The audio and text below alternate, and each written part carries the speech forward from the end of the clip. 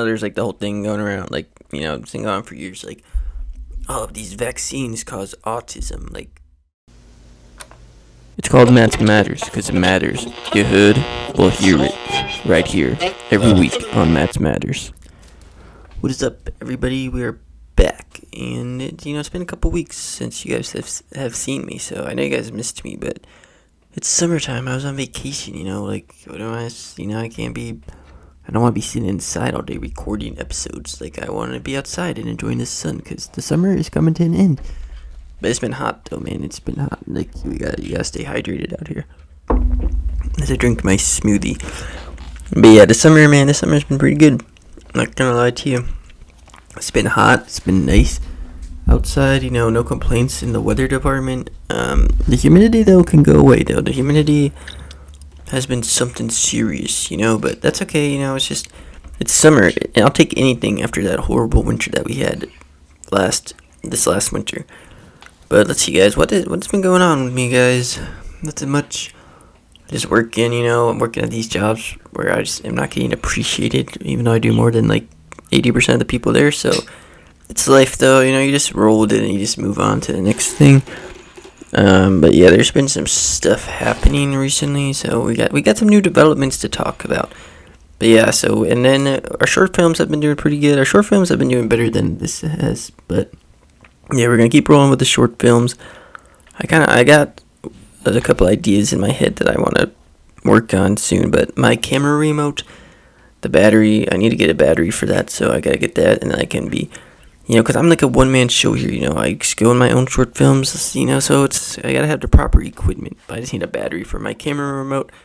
That will be back in action, because that will be a game changer, guys. It really will be.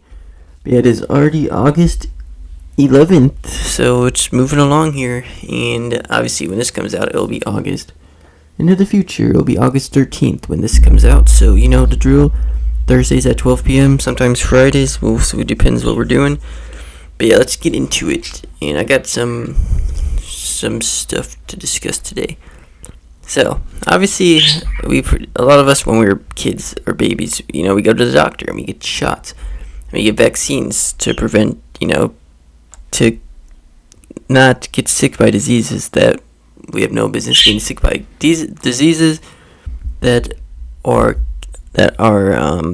preventable. So, what's been going on recently is that, our Commander-in-Chief, God Almighty, the Savior of the world, the greatest president in the history of America, Donald Trump, and RFK Jr. are trying to append vaccines for kids, which means that the kids will not be required to get certain vaccines, and this is just something that is, like, why? I don't want freaking kids. Have you ever been to a school, the state's not going to require them, or, not going to recommend them, so, but, a middle school, especially at elementary school, with little kids, is just very germy and nasty, and there be kids, sneezing, shitting, it's just, these vaccines are in place for a reason, and I don't want my kid getting the bubonic plague or something, because the government is going to stop doing these vaccines. What are we doing? So, let's see what Trump had to say about these vaccines.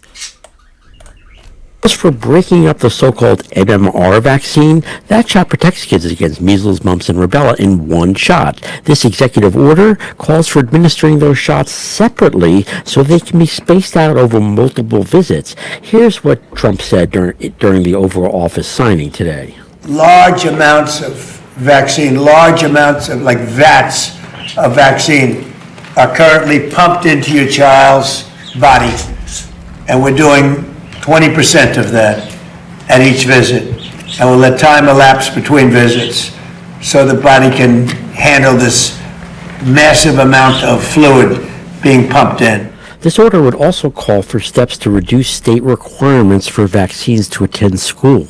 I mentioned the reaction at the top. Tell me a little more about what people are saying. Yeah, so anti-vaccine advocates are thrilled, as you might expect. I talked with Brian Hooker. He's the chief scientific officer at the group Children's Health Defense. I'm very happy with the change. I'm very happy that I believe that gold standard science is being done and we need to, leave no stone unturned. Our children deserve nothing less. But the move is being condemned by most. Like, gold standard science is being done. First of all, there's numerous research out there that shows that these vaccines are safe. And I know there's like the whole thing going around, like, it's been going on for years, like, oh, these vaccines cause autism. Like, no, there's been so many like studies that the vaccines are not causing autism. Like, it's not related. They're not related.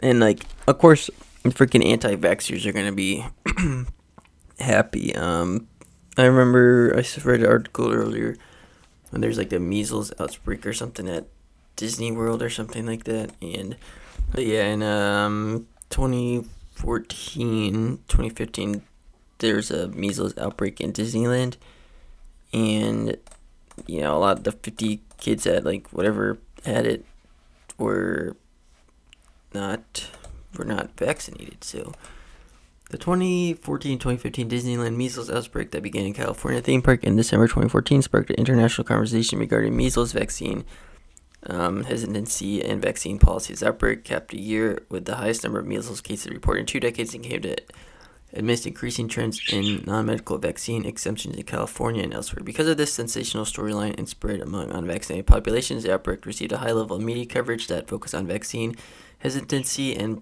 as a primary driver for the outbreak. This media coverage and the outstandable public support for the vaccines that followed led some to hypothesize that the outbreak might have a Disneyland effect on positive influence of the uptake of pediatric measles vaccine. So yeah, basically, there's a measles outbreak, and a lot of people the parents that refused to give their kids the vaccine or didn't want to because of they're like, I don't want my kid to get autism, which is it's dangerous. You're not only, if you're not vaccinating your kids, and I know there's certain religions out there that believe that, we don't need vaccines, like whatever happened is meant to happen, but you're not only putting your kids in danger, you're putting other kids in danger. So if we cut back on these vaccines and you not require them, like the MMR vaccine, it just is like many vaccines in one, if you heard that guy say. So like now what you're going to have to do, instead of just getting that one shot, now you have to go back, and like he said, he was cutting them up.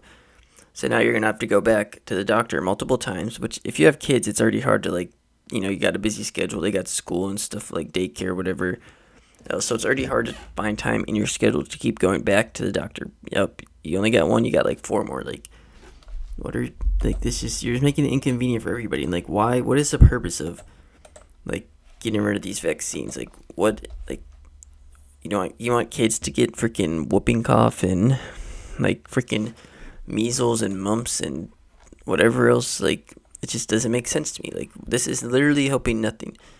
Like, so let's see. So back to this NPR. So the new executive order signed Monday afternoon in the Oval Office calls for reducing the number of childhood vaccines recommended by the federal government from 17 to 11. The order tries to accomplish similar goals that the Center for Disease Controls and Prevention enacted in January, a move which was later blocked by a judge. So let's see what else is happening here.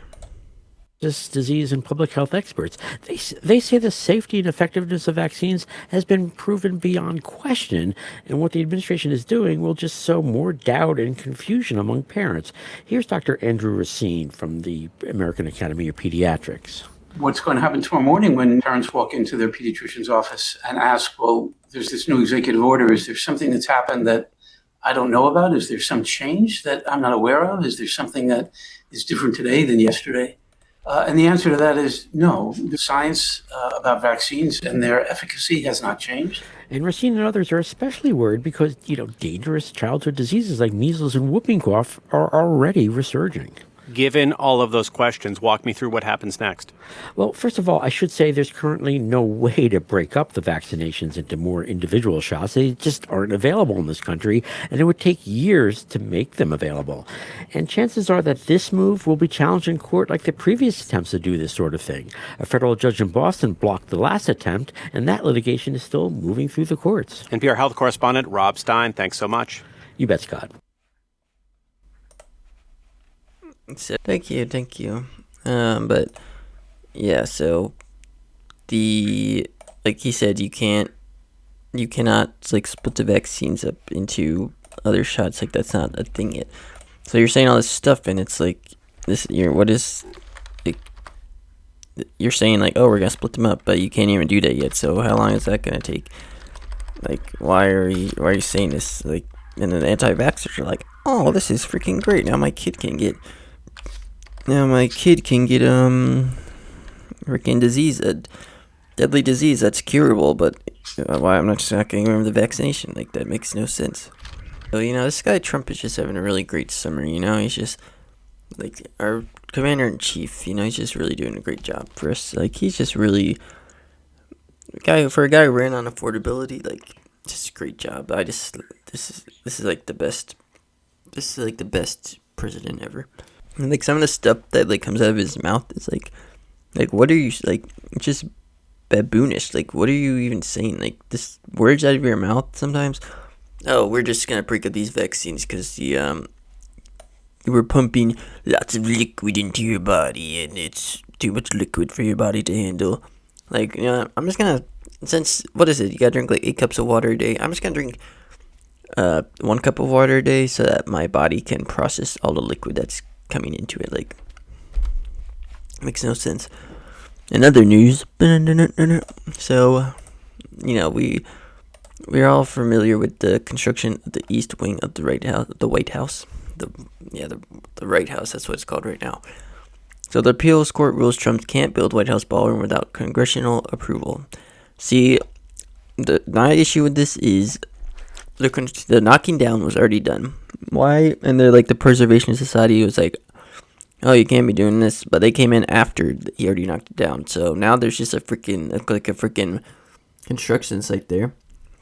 But why didn't you stop the putting up of it, the knocking down of it, putting up of it, whatever, before it was actually done? Because now you just look at this, like, what is this? This literally looks like a freaking mess. Like, now it's just going to be sitting like this until they resume construction. So a federal court on Friday ordered, this is from August 7th, 4 days ago.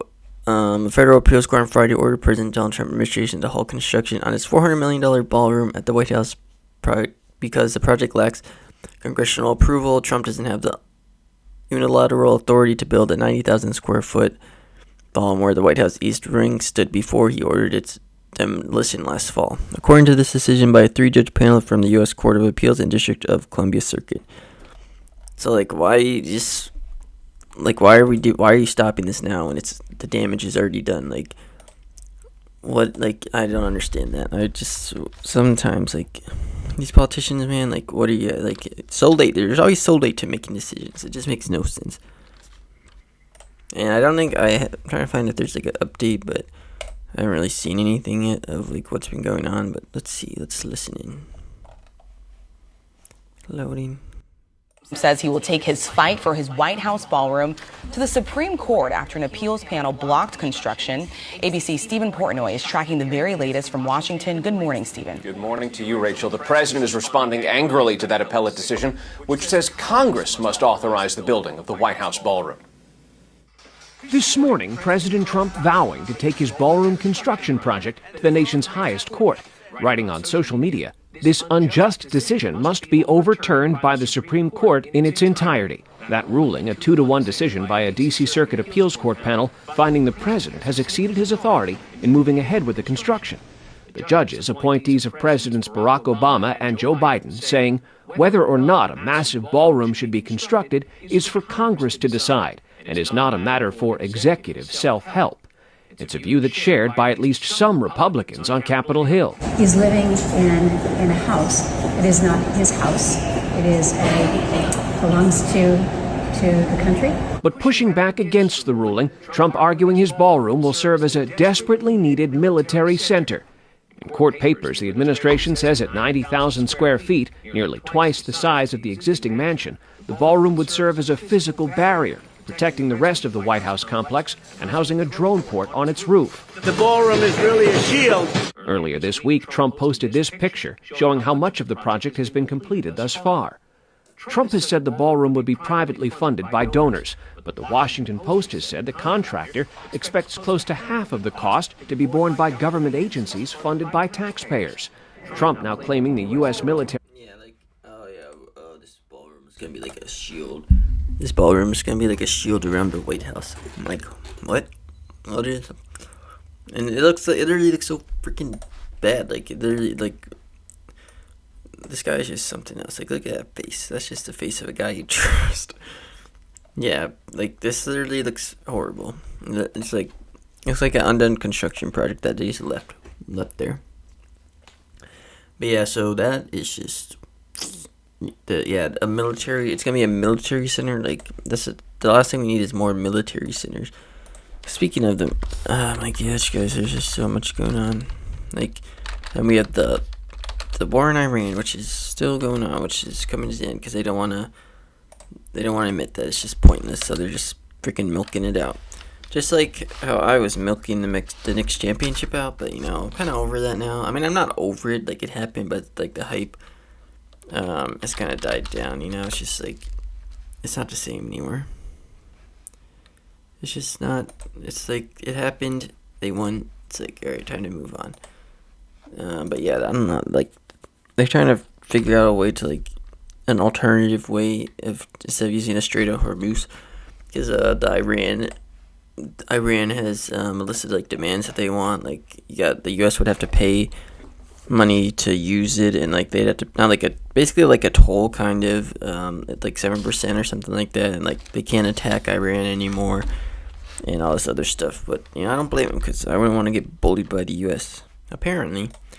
Allegedly, the U.S. is burning through weapons in Iran. Russia and China are taking note.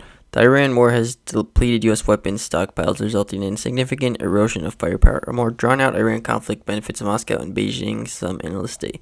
So basically, this is like kind of saying like the U.S. military, who's supposed to be like the best, strongest military in the world, does not have the infrastructure that one might be led to believe. You know what I mean? So they're like, if we went into a war with like China or Russia, we would not be able to like withstand that long term because we don't have enough military infrastructure. So President Trump's war against Iran has depleted U.S. weapons stockpiles to the troubling levels, siphoning supplies from Asia and Europe, according to senior officials. This rapidly shrinking supply of air defense missiles and other critical weaponry in Europe and Asia not only leave the U.S. military less equipped, but also leave Russia and China feeling emboldened should they contemplate a potential conflict with the United States. So that would just be great, World War III. But like this Iran war is like, it's just what is happening. The Iran campaign has forced the Pentagon to rush ships, aircraft, and air defense units from across Europe to Asia to the Middle East, an effort with cascading consequences for equipment maintenance and troop morale. U.S. officials said the result is a significant erosion of American firepower in those regions, a shift with long-term implications after growing concern in the military intelligence communications, senior U.S. and Western officials said. So I think it's time to first of all, this war should have never have started. It should never have started, and they should have been pulling them out. Pull the boys out. Bring them home. Just wrap it up. Just please, because this is just getting ridiculous. Like, I still do not know what the point of this war was. Whatever media you watch, they're like, oh, it's for our safety. It's for our safety. How? Like, the only thing, how are we safer since this has happened? If anything, it's making life more difficult because the price of oil is going up, and it's still going up. And all those people are like, it's going down, it's going down. It's not going down. It's still up. It's basically it's near $4. It basically is $4. It's just making everyday life difficult. Like, I'm just not understanding what the purpose of this is.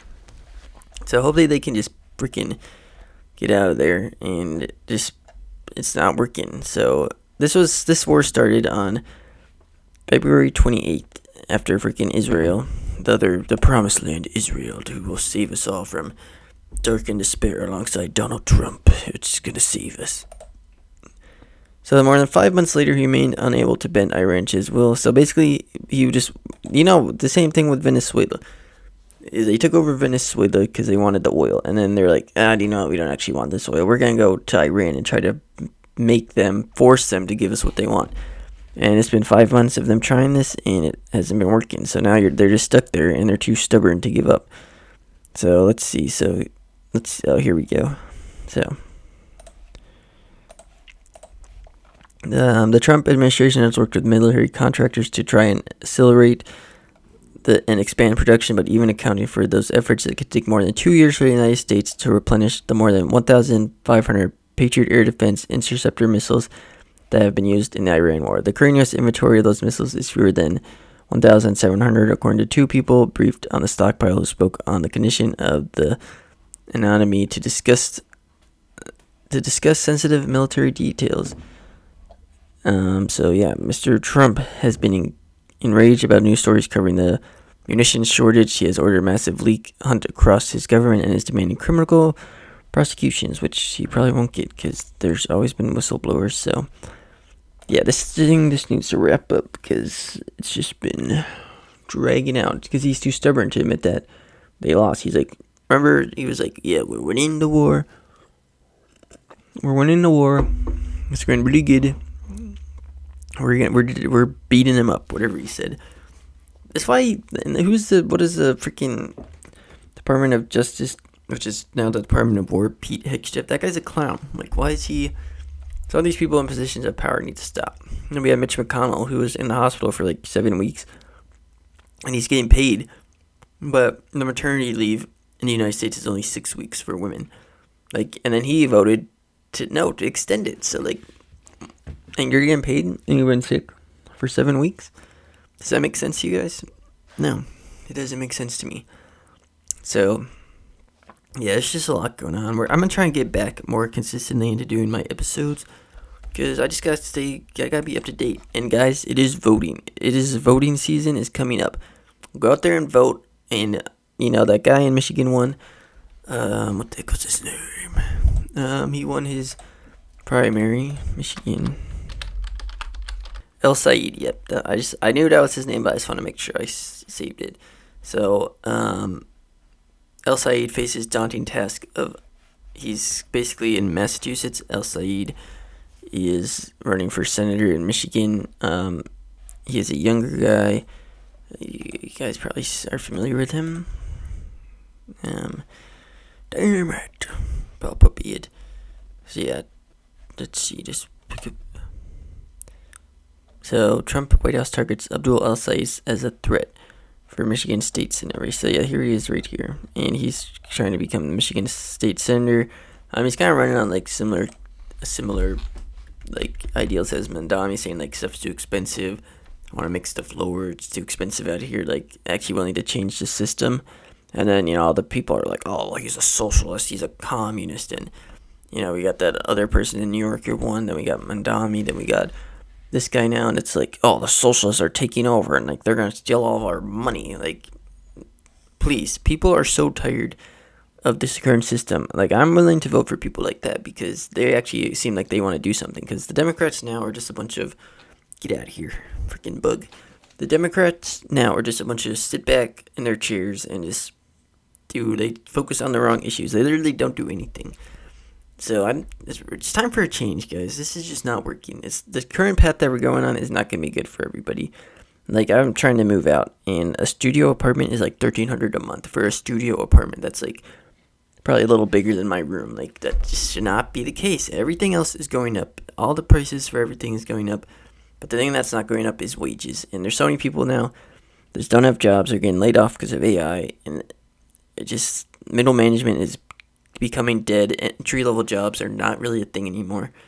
So it's just tough out here for people. So we need politicians who are actually going to be willing to fight for us and change us, because politicians are servants of the people. But the politicians that we have today are servants of themselves and just the gain that they can have to make their lives easier. Not make our lives easier, make their lives easier. So it's time for a change. So guys, go out there and vote. Whatever state, city, county you live in, research the candidates, vote for who you think is the best, and just because that's how things get changed, is by voting. And they're trying to, gerrymander certain sections, but we can literally vote against that. So just go out there and vote, guys. I'm gonna get a shirt that says "Go vote." I'm gonna wear it next episode. But yeah, so we are back after 2 weeks. We're trying to get more consistent. I'm gonna be starting some career changes soon, so we'll get into that next episode. But yeah, this has been another edition of Matt's Matters with me, your host, DJ Matty B. You guys are lucky that YouTube would copyright me, or else I would be playing some music for you guys once in a while, but I can't because copyright is just, lame. But yeah, I'll catch you guys next week. We'll be back next week. Stay tuned on the channel for any short projects that we do, any videos, stuff like that. And we'll see you guys next week. Love and peace always, and stay safe out here, guys, because you gotta appreciate every day we got. Peace.